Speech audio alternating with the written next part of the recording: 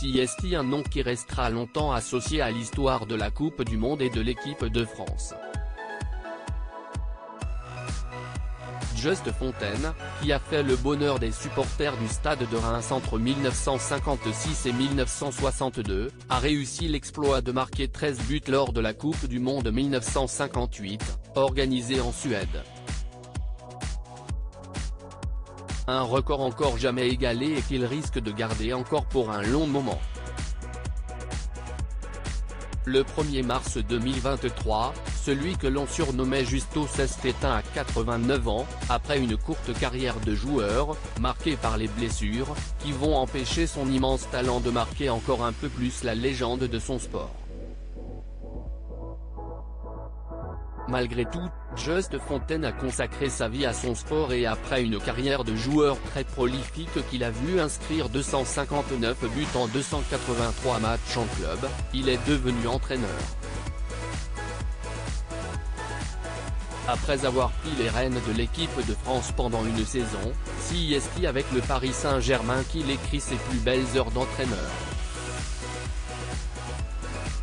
CST lui qui va permettre au club de la capitale d'accéder à la première division française pour la toute première fois de sa jeune existence.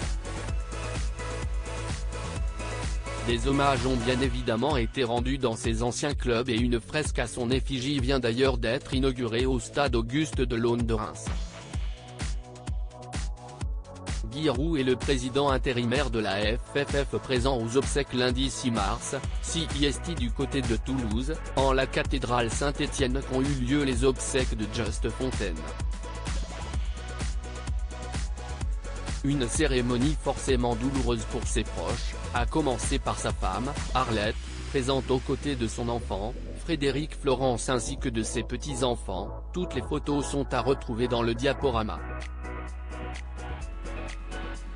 Des personnalités du monde du football s'étaient déplacées pour rendre un dernier hommage à l'ancien attaquant des Bleus, à commencer par le légendaire entraîneur, Guy Roux.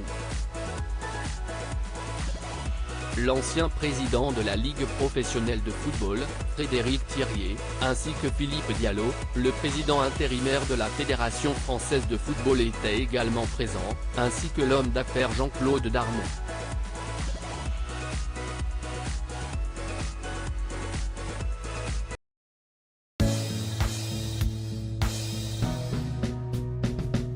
But there's all times through the rough times I think